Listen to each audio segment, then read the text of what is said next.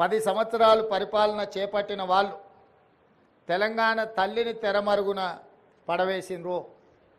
ఎందుకంటే తెలంగాణ తల్లి కంటే కూడా వారే ప్రాధాన్యత, వారే తెలంగాణకు సర్వం, నేనే తెలంగాణ, తెలంగాణనే నేను అనే విధంగా గత పాలకులు వ్యవహరించిండ్రు.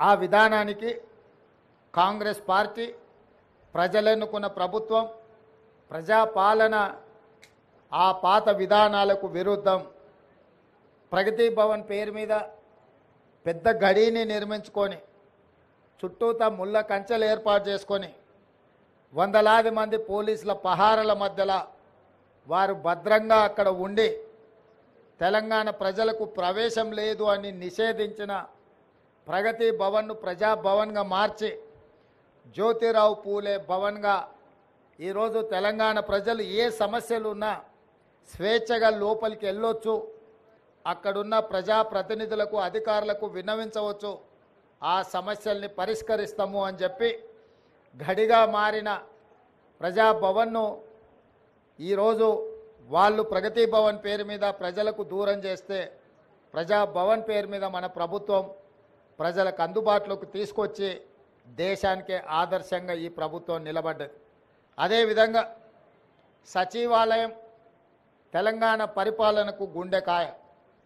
తెలంగాణ ప్రజల యొక్క ఆకాంక్షలు నెరవేరాలన్నా, తెలంగాణ రాష్ట్ర అభివృద్ధి జరగాలన్నా ఈ సచివాలయం నుంచే విధానపరమైన నిర్ణయాలు జరగాలి, ప్రజాప్రభుత్వం పరిపాలన సాగించాలి, మంత్రివర్గ సహచరులు ఇక్కడి నుండే నిర్ణయాలు చేయాలి, ప్రజలు వాళ్ళ యొక్క విజ్ఞప్తులను, వాళ్ళ యొక్క సమస్యలను తెలియజేయడానికి ముఖ్యంగా మంత్రులు ప్రజలకు అందుబాటులో ఉండాలి. ఇది సచివాలయ విధి విధానాలు. కానీ 10 సంవత్సరాలు మంత్రులు కానీ, ముఖ్యమంత్రి కానీ, ఆనాటి ప్రజాప్రతినిధులు ఎవరు కూడా ప్రజలకు అందుబాటులో లేకపోవడం, ప్రజలకు సచివాలయంలోకి ప్రవేశమే నిషేధం జరిగింది. అదేవిధంగా తెలంగాణ తల్లి విగ్రహం 10 సంవత్సరాలు వాళ్ళు ఏర్పాటు చేయలేదు. దాదాపుగా 22.5 లక్షల కోట్ల రూపాయల ఈ 10 సంవత్సరాల ప్రభుత్వం, ఆనాటి ప్రభుత్వం ఖర్చు పెడితే తెలంగాణ తల్లి విగ్రహానికి అయ్యే 1 కోటి రూపాయలు అవుతుండొచ్చు మహా అంటే. అయినా వాళ్ళకు మనసు రాలేదు, తెలంగాణ తల్లి విగ్రహం పెట్టలేదు.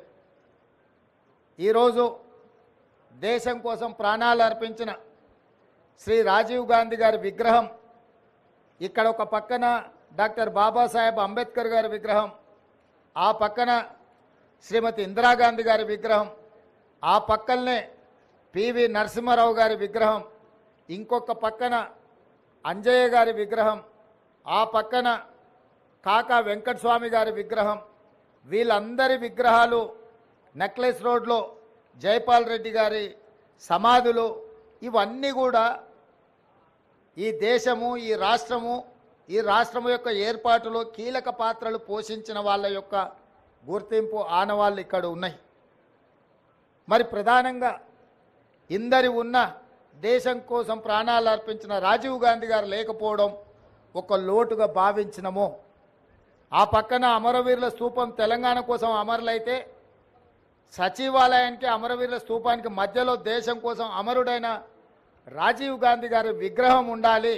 ఎందుకంటే మాజీ ప్రధానమంత్రి ఇందిరాగాంధీ గారి విగ్రహం, పివి నరసింహారావు గారి విగ్రహం, వారితో పాటు రాజీవ్ గాంధీ గారి విగ్రహం ఉండాలని మేధావుల సూచన మేరకు ముందలో ఉన్న పార్కు కొంతమంది వ్యక్తులు వాళ్ళ కోసం ఆ స్థలాన్ని పక్కన పెట్టి వాళ్ళకు కావాల్సినప్పుడు విగ్రహం పెట్టుకోవాలని ఆలోచన చేస్తే దేశం కోసం ప్రాణాలు ఇచ్చిన రాజీవ్ గాంధీ గారి విగ్రహాన్ని మేము అక్కడ పెట్టడం జరిగింది.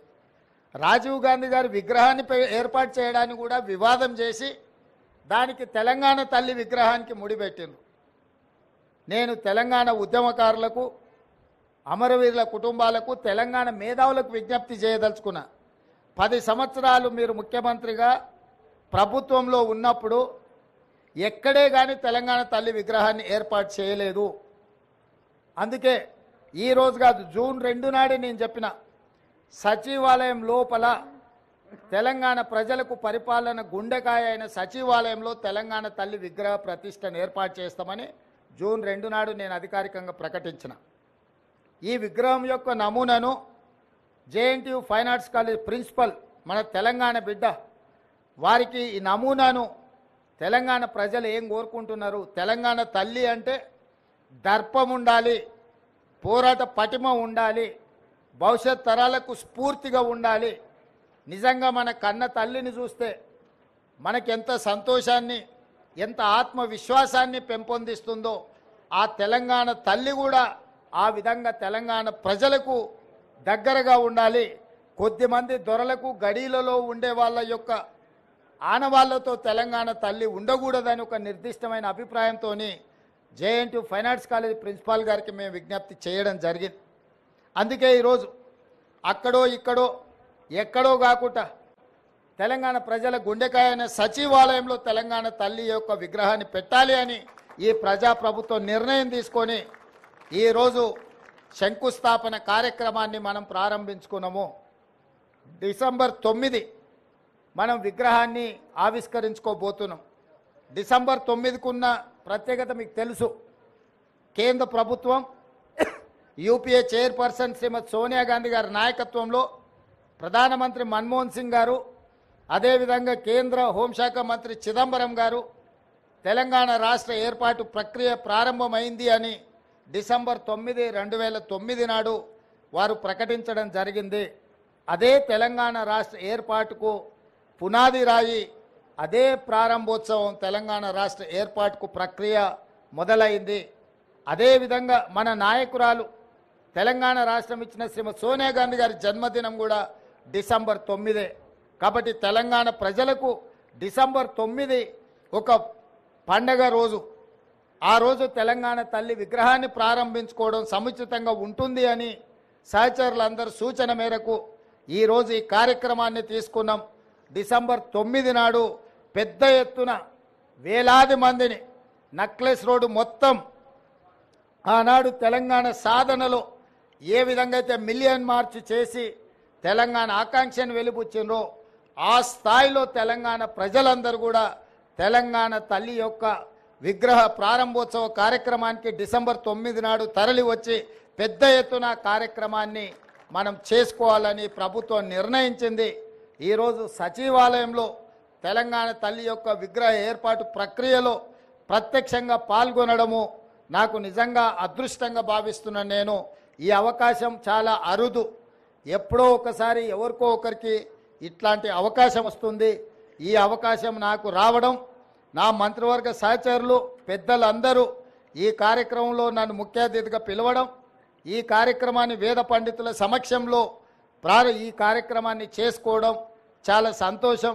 మీడియా మిత్రులందరికీ కూడా ఈ కార్యక్రమానికి వచ్చినందుకు మనస్ఫూర్తిగా మీకు అందరికీ అభినందనలు తెలియజేస్తూ పెద్ద ఎత్తున డిసెంబర్ 9 నాడు విగ్రహ ప్రతిష్ట విగ్రహ ప్రారంభోత్సవ కార్యక్రమాన్ని ఏర్పాటు చేసుకుందామని తెలియజేస్తూ మీ అందరి దగ్గర సెలవు తీసుకుంటున్న మిత్రులారా ధన్యవాదాలు.